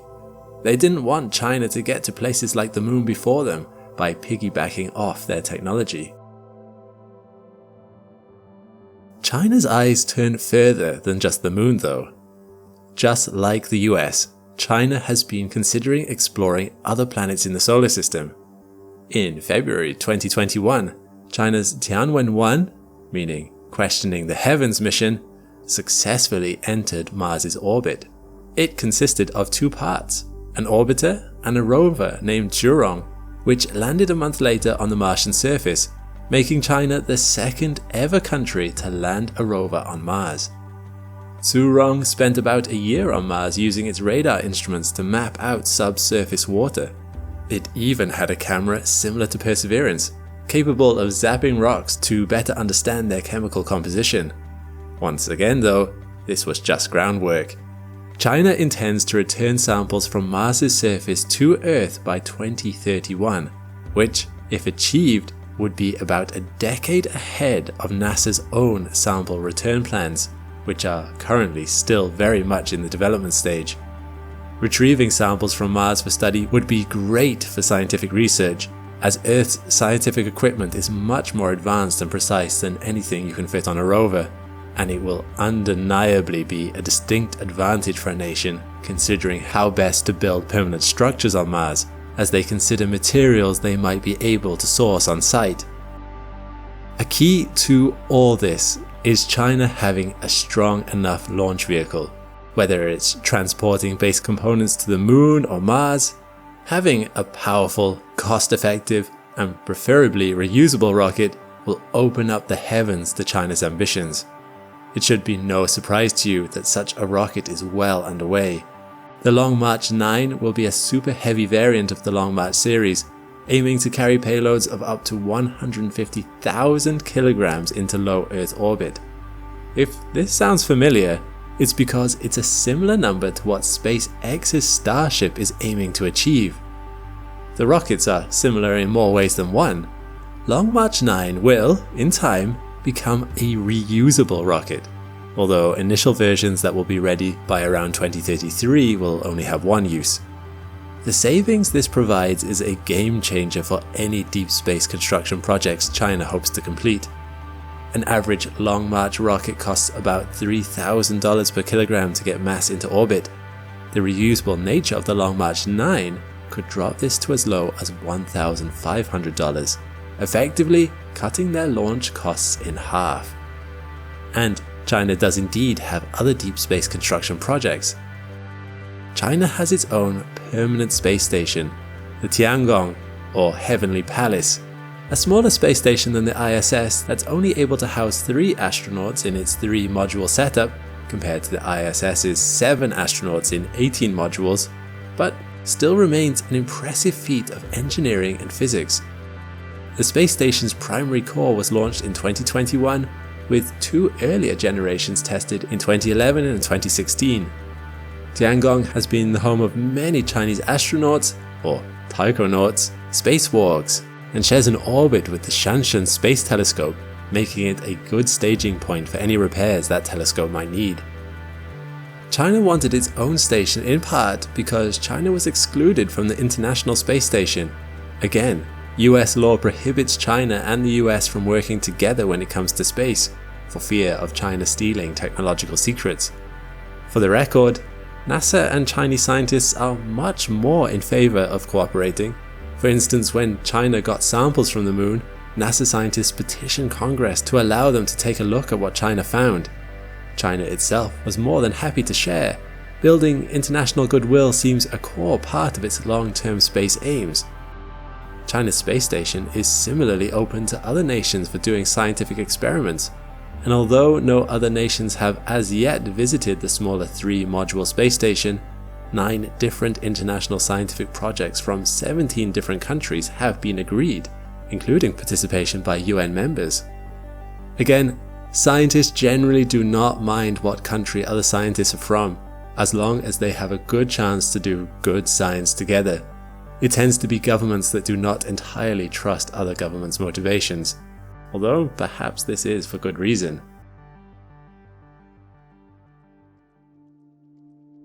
All of this paints a picture of China's long-term aims, a desire to explore and set up permanent bases across the solar system. And indeed, if you look at China's long-term planned projects, you can see this take shape. China aims to send probes to explore Jupiter and its environs, aiming to launch in 2030. It wants to launch 40,000 satellites around Earth to improve its satellite coverage and its ability to compete with the likes of Starlink. And Chinese scientists have proposed a long-term plan for developing resource collection and logistics supply chains across the entire solar system, to be completed somewhere by 2100. This is not an official government plan, but it's a fascinating insight into what China might be considering in the future. The plan talks of asteroid mining, using water ice found there for fuel, supply nodes and logistics chains spanning across the solar system. In the long term, China is considering how to get the most out of space, while outwardly cooperating with international partners as it does so. So, will China get ahead of the US when it comes to these kinds of aims? That's one potential scenario, and it's certainly what US intelligence analysts were worrying about when they wrote that DNI paper in 2021. But there are 2 other futures that also seem possible. As things stand, the US still spends more than China on space by a wide margin, $73.2 billion compared to China's $14.5 billion. This means the US spend more on space programs than every other country in the world combined. So, although China is second on this list, NASA's lead is not currently that much under threat. As long as this sort of discrepancy remains the same, it seems unlikely that China will overtake the US, even if some Chinese projects are getting ahead of NASA ones. Overall, the US is learning more about space and will remain dominant in that area for quite some time. Then again, China's budget size could be misleading. China can complete its projects much cheaper than the US thanks to its cheaper manpower, particularly if it's willing to cut corners on safety. But perhaps the best outcome is that it stops being quite so much a competition. In the years ahead, as nations begin to have not just the odd space station or research outpost outside of Earth's orbit, it will become more and more necessary to have some kind of common rule that all nations abide by, detailing the rights of certain nations and organizations to the resources scattered across the solar system. Rather than have the US and China form two rival camps of nations, hopefully in time we can have one common rulebook that both nations are playing by. I fully expect both nations to continue in their efforts to outdo each other within that framework. Competition seems to be human nature after all, and neither China nor the US seem to be above it. But at least it should be done with the understanding that they can sometimes work collaboratively as well as in rivalry. That's the only way space will be for everyone. After all, the US is not the only big fish swimming in these waters. 100 years from now, the map of the solar system will not just be covered in red, white and blue flags, but will also be home to many that are red with 5 stars. So what do you think? Ought the US find ways to cooperate with China on space missions? Or is trying to preserve America's technological lead the main consideration? Leave a comment below, let me know what you think. We don't often cover Chinese space missions on this channel, as their findings are not public domain like NASA's are, making it harder to get images and information on what's going on. But I'm interested in what you thought about this exploration of another country's space program. But for now, thanks for watching, I'll see you next time. On the moon, the real estate market is skyrocketing. While I'm being a little tongue-in-cheek when I say that, it is true that interest in the moon as a permanent base for human life is increasing. Before December 2022, the number of countries and political unions that had successfully sent probes either to orbit or land on the moon has risen to 6. America, Russia, Japan, Europe, China, and India have all sent spacecraft to our closest lunar neighbor. The motives behind this vary even within country. For some, it is about scientific advancement. For others, the moon offers rich possibilities for economic gain. But whatever the motivations, knowing where to set up those first lunar bases is becoming increasingly important. And that means mapping out the moon's surface and features is more vital than ever. Fortunately for everyone involved, the Lunar Reconnaissance Orbiter has been circling the moon from an altitude as low as 50 kilometers from the moon's surface since 2009.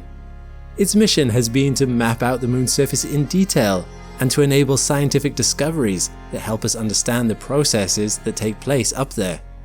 We have spoken about what it has seen before, but we've only scratched the tip of the iceberg when it comes to the moon's haunting beauty and deep mystery. What has the LRO found up there? How does it pertain to mankind's reaching for the worlds outside our atmosphere? And how may its next generation take that search even further? I'm Alex McColgan and you're watching Astrum, and today in my 6th video on the LRO, you're about to discover the answers to those questions. As a quick recap, the LRO was launched by NASA in 2009 as a means of mapping out the lunar surface in hitherto unmatched detail. But when this was achieved after just 1 year, NASA shifted LRO's mission to investigate areas of particular scientific interest. We've spoken in my last video of the highest and lowest points on the moon, as well as relays, and some truly impressive impact craters. But that is not the thing of greatest value to future explorers. In fact, one of the most important features on the moon is a humble hole in the ground. This is a pit crater. By evaluating the shadow, scientists can discern that it's a massive 100 meters deep and 100 to 115 meters across, depending on where you measure it around its sheer edge. Unlike impact craters, which are formed from space debris crashing down onto the moon's surface, it is thought that pit craters like this one are formed by a cavity collapsing deep underground, similar to the process that forms sinkholes here on Earth. This provides further proof that under the surface of the moon, there may exist networks of caves and vents, possibly formed by flowing lava long ago. The moon is cold now, so these lava tubes lie empty, but this provides astronauts and scientists with a unique opportunity. If they do exist, it's incredibly likely that lava tubes will provide a remarkable, easily accessible record of the geological processes that shape the moon. they might be coated in interesting and rare minerals. On top of that, it's much easier to set up a base on the moon if your walls and ceiling are already formed for you. Lacking a magnetic field or any real atmosphere, the surface of the moon is completely exposed to solar and cosmic radiation. Over time, this radiation could deliver a lethal dose to any would-be settlers. The only way to avoid this would be to line your buildings with thick materials to block out the radiation. But 100 meters of rock will do the same job just fine. If pit craters provide a gateway to cave systems 100 meters deep, astronauts may well pick out a site much like this one to settle on the lunar surface. Of course, any would-be settler will not just need protection from radiation to survive on the moon. They will also need access to water, and it's here that LRO has provided some more fascinating insights into the moon's surface processes. It was once thought that the surface of the moon was dead and dry. If water existed, it would only be found in small pockets in permanently shadowed regions. However, as LRO traveled over the lunar surface, it began to notice something unexpected. Trace amounts of water molecules could be found over the top of the surface regolith, the grey rock that makes up much of the moon. It turns out the moon is ever so slightly wet.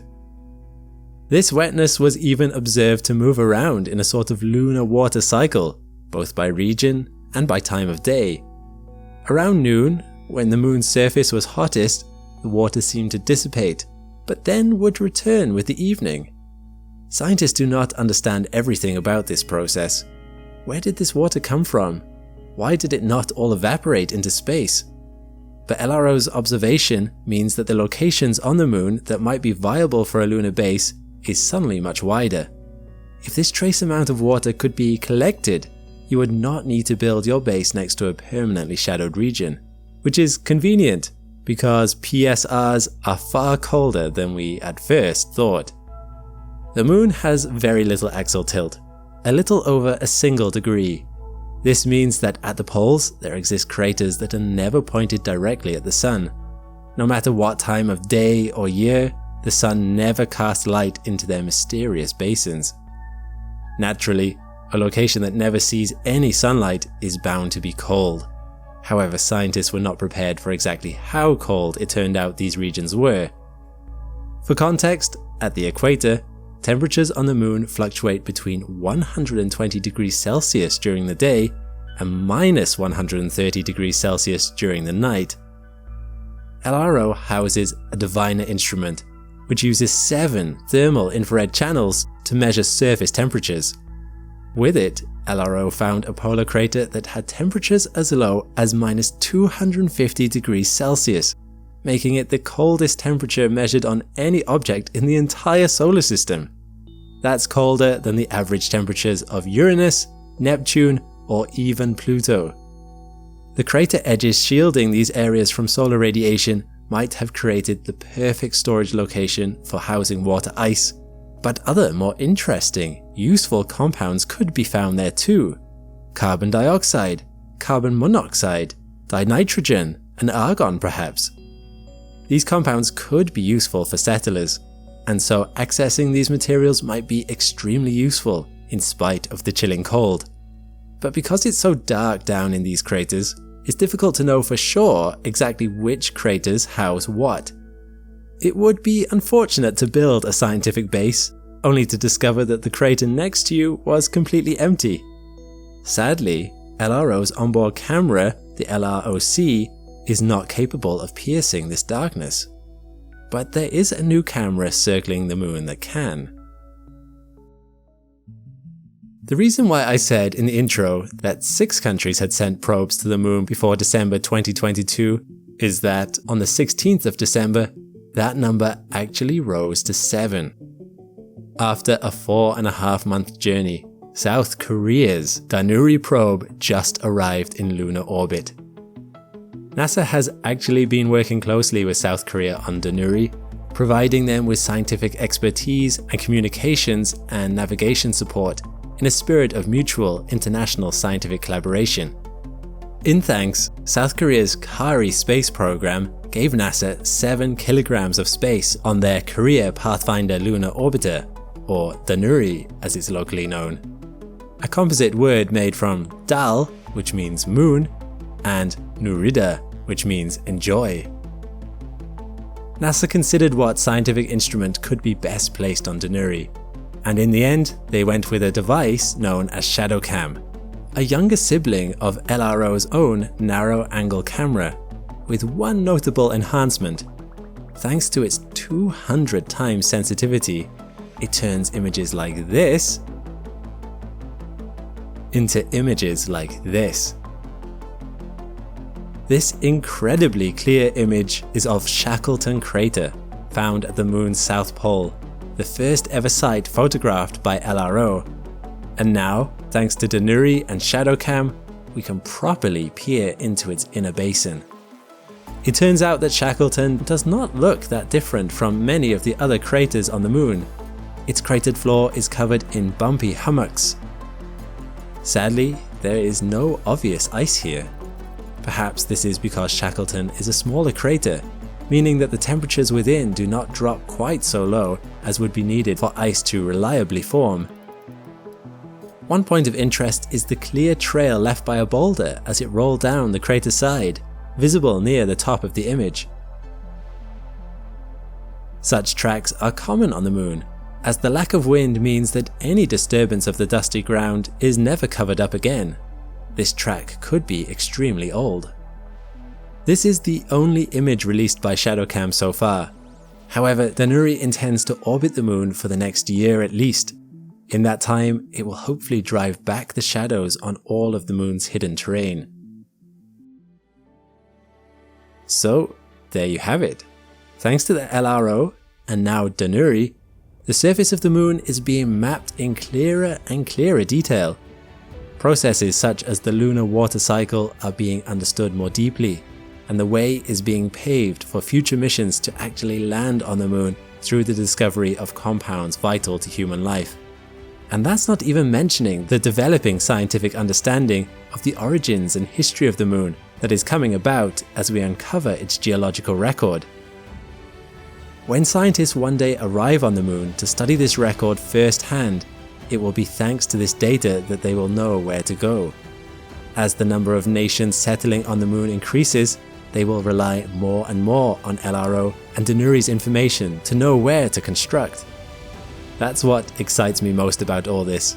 We are, metaphorically, brick by brick, laying the foundation for possible future civilizations.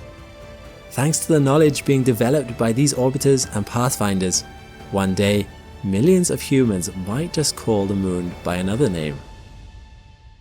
Home.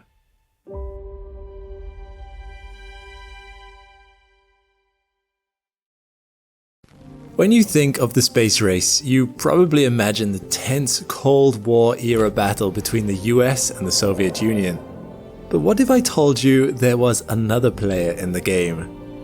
While the superpowers wrestled for space dominance, a small and newly independent nation started developing its own ambitions of reaching the stars and beating the big dogs to it.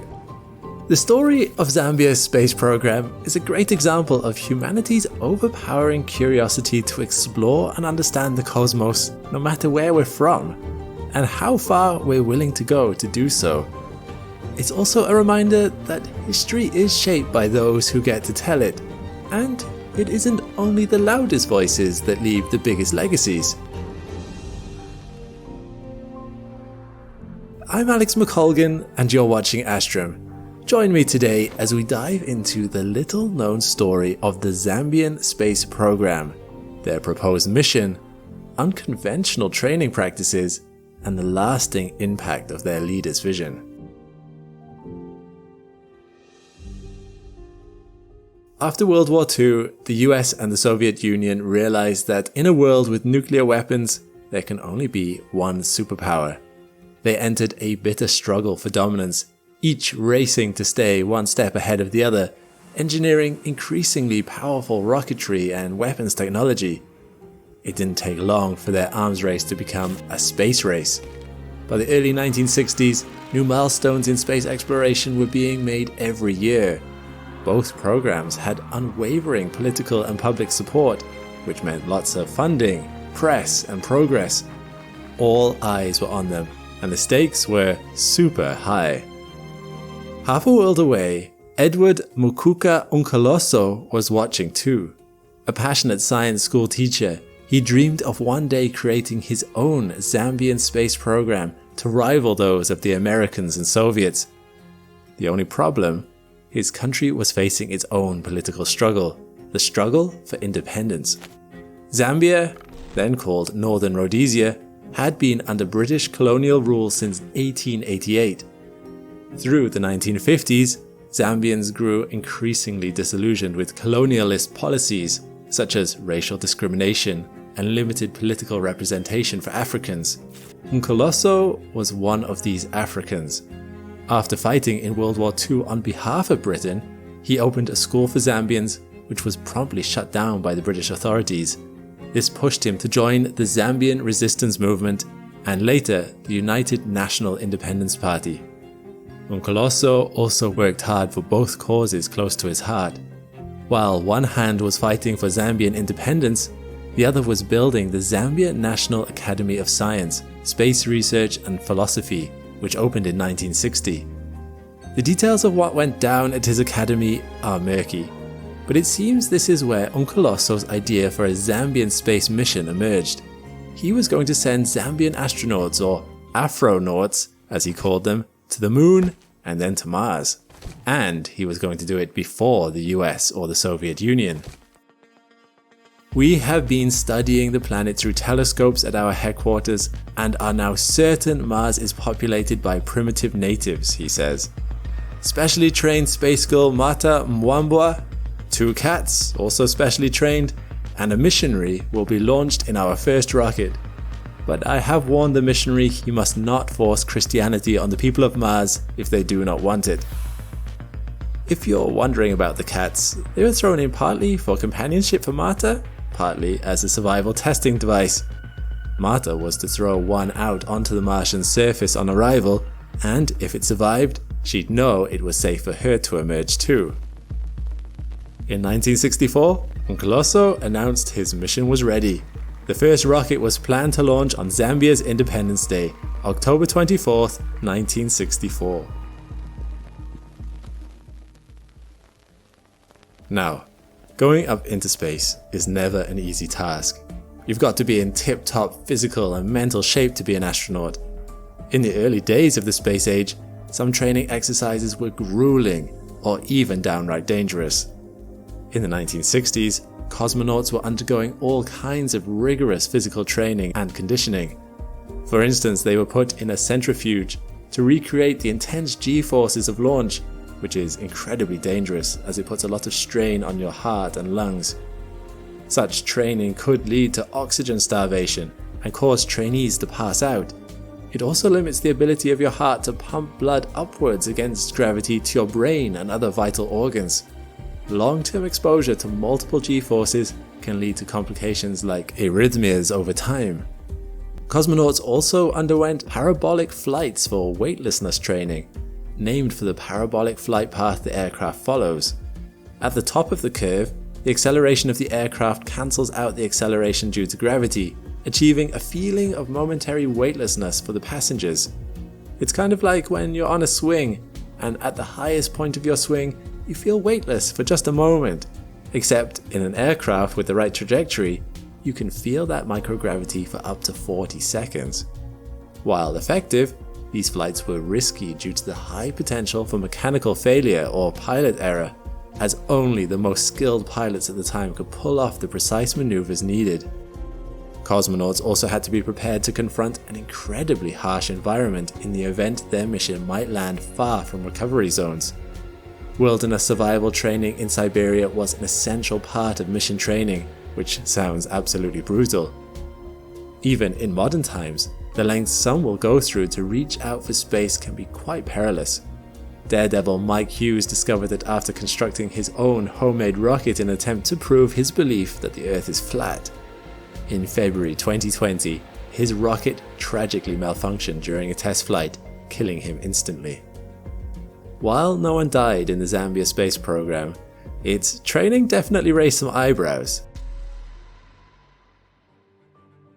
Nkosi designed a series of mental and physical tests to prepare his astronauts for space travel. One such exercise was teaching his recruits to walk on their hands, claiming that this was the only way people can walk on the moon. It's unclear where that idea came from, since he was an educated man and was presumably following the latest space race updates closely. To simulate zero gravity, he'd put his recruits in an oil barrel one by one and roll them down a hill, bouncing them over rough ground to simulate turbulence. When they hit a particularly big bump, he celebrated, claiming they'd just experienced anti-gravity conditions, an exercise which is obviously uncomfortable, potentially dangerous, and definitely not scientifically sound. Another approach they took to weightlessness training actually involved something I mentioned earlier. They tied 2 ropes into a swing and would swing on it, getting higher and higher. At the time they least expected it, another trainee would cut the rope so they could experience the free fall to the ground. Not a much better approach. And the rocket ship they were training for? It was a 10-foot oil barrel with an air hole in it, made of space-grade aluminium and copper. Care to know how they were initially planning to launch it? With a catapult. His willing recruits were a group of 12 teenagers he was training at the space program's HQ, a secret location 7 miles outside of Lusaka, at an abandoned farmhouse. Marta Mwambwa, the girl who was supposed to actually fly the mission, was just 16 years old at the time. NASA had ex-military Air Force pilots and engineers in state-of-the-art purpose-built facilities. Nkosi had a dozen high school children in a field. Now, I know it seems like I'm making this up, but this really happened, as absurd as it all sounds. And that's what's so mysterious about Nkosi. He was an intelligent guy. He read about space. He was a science teacher, a veteran, and a valued member of the political movement that led to the nation's independence. So, what was his end game? Why was he talking about this mission if he must have known it wasn't viable? Some have speculated that his motivation to join the space race came from a place of national pride and a desire to elevate not just Zambia, but all of Africa to the world stage. He was seen as working to dismantle stereotypes about Africans that had held steady during the colonial era, and instead show that Africans are capable of contributing to scientific and technological advancements. If his goal was to get the international press talking, he certainly succeeded. Time magazine ran an article about him, as did several other outlets. News crews went out to film video interviews with him and record his team training. His colourful personality and outlandish claims definitely helped capture public imagination and media curiosity, even if it wasn't clear if he was serious or not. Nkosi maintained he was serious until his death in 1989. When asked about it in 2016, the first president of Zambia, Kenneth Kaunda, said, "It wasn't a real thing, it was more for fun than anything else." There's another theory that his whole project was satire, a parody of the Western conquest of other nations. There didn't seem to be a reason for such goofy-looking training exercises other than to capture people's attention. Even during his interviews, he always stayed in character with his standard issue helmet and flowing cape, but he'd throw in subtle jibes at the world powers, calling them imperialist neo-colonialists who were scared of Zambia's space knowledge. Remember the Christian missionary he wanted to send to Mars with the girl and the cats? He had explicitly warned the missionary he must not force Christianity on the people of Mars if they do not want it, a luxury many colonizing nations did not afford their conquered lands. Perhaps unsurprisingly, Nkosi's project never received public or political support. He had written to UNESCO asking for a £7 million grant to make his mission a reality, a drop in the bucket compared to NASA's $25.4 billion Apollo funding. It's also been reported he asked for $1.9 billion from private foreign sources, but the Ministry of Power, Transport and Communication was quick to clarify this request was not made on behalf of the government. In the end, the only funding he got was 10 rupees from a young Indian boy. Most Zambians did not resonate with the space program and didn't feel it accurately represented the feelings of the nation. In fact, his own astronauts deserted him. 2 recruits reportedly went out drinking one night and were never seen again. Another left to join a traveling song and dance group. And Marta ended up having a child of her own and staying home instead of going to Mars. In hindsight, we can only speculate what Uncoloso's true intentions might have been. Maybe it was a ruse to make international headlines and get the name of a newly independent country out there. Given Uncoloso's history as a revolutionary, it wouldn't be out of character for him to want to replace the name Northern Rhodesia with Zambia on the world stage. And while he had everyone's attention, he might have thrown in some satire aimed at the superpowers just for fun.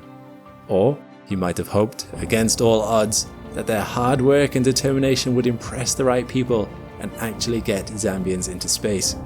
Or perhaps he was simply trying to make some kids feel like they were part of something big and important.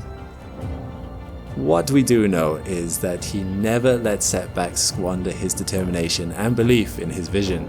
Thanks to him, even for a brief moment, Zambia entered the space race against the US and the Soviets.